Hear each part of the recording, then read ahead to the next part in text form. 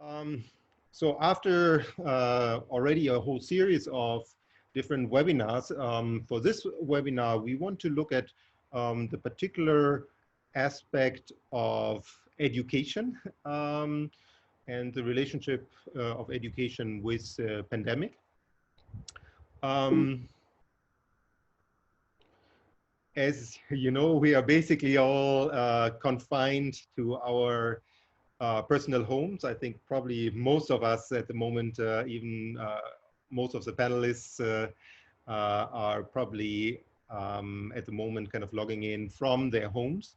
And for education, the question is, of course, one of the big questions, how we can understand the wider world if we basically have to perceive the world from our little homes.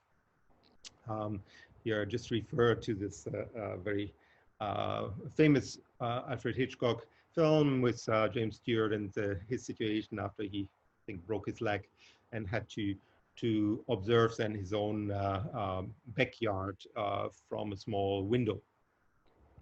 And we use slightly different techniques. We use basically this kind of camera, the cameras of our laptops and desktops to link to the world at the moment.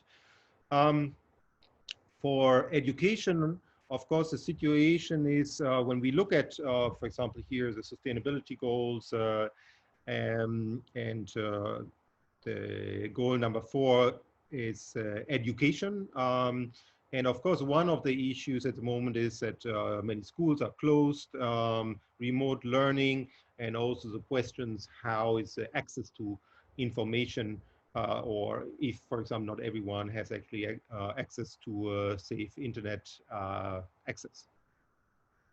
In the preparation for this webinar, I found, for example, here a survey that is kind of interesting from educations.com, that interestingly, despite COVID-19, still many students, only basically 4.7 students of 2,500 that were interviewed across the whole world are thinking to cancel their study abroad plans. So still students are very excited and interested in studying abroad.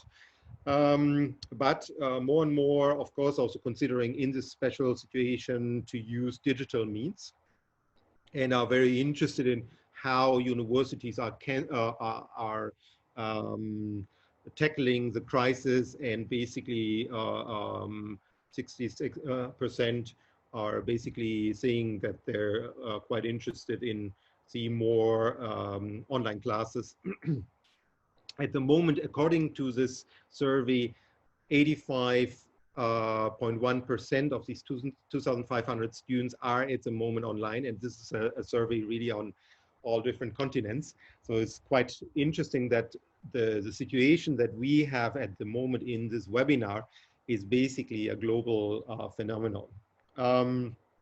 And this interest of how then, of course, online materials, lectures can be provided. So most of the students, even though of course some are considering that they might even want to cancel maybe also seminars and so on, but actually most of them are quite interested in still kind of using digital means to somehow cope with the crisis. But then it's of course the question, like how exactly this online teaching can be, and how this could be more successful, and particularly in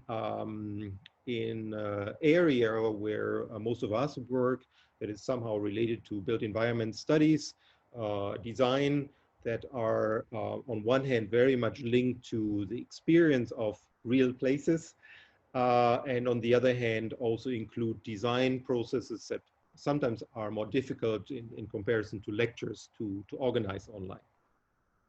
So while we were launching the initiative with the Journal of Public Space of this 2020, a year without public space under the COVID-19 pandemic, at the same time as one of the additional layers of our initiative, so one other layer is a special issue that soon will appear in the Journal of Public Space, but another one was that with a group of colleagues, we were thinking also to set up an experimental online workshop, because usually we take our students every time in summer abroad, but obviously that was not possible.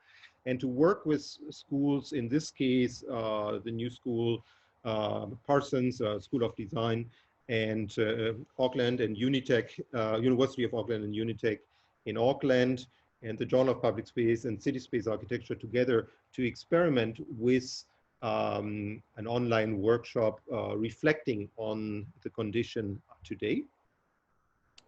And which was basically in a series of other workshops in which we focused on designing infrastructures of inclusion, which we developed with Miodrag Mitrasinovic, who will speak as the next speaker.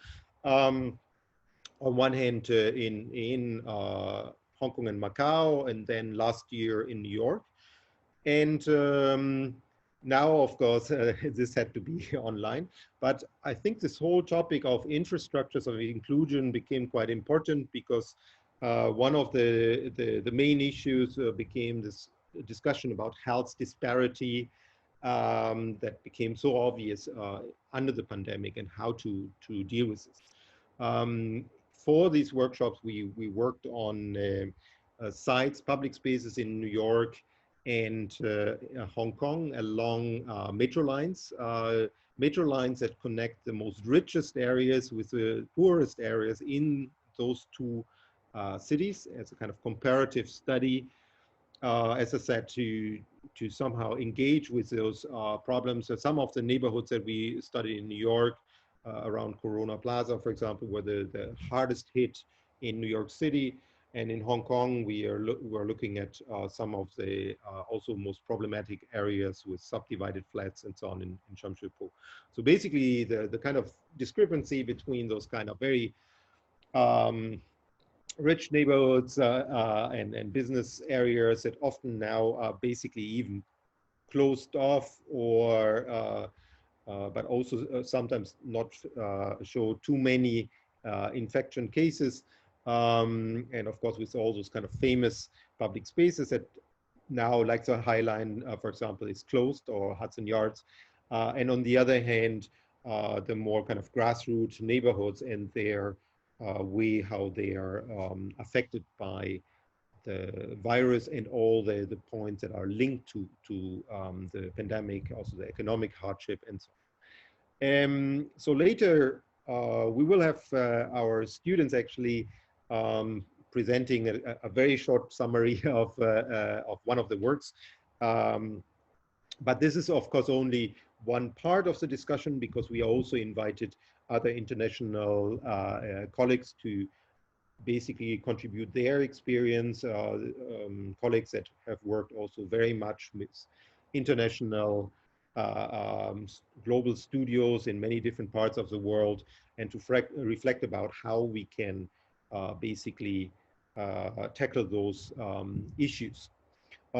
Questions that come to my mind, and we might further discuss during the day, during our webinar, for example, how can we continue to provide international learning experiences?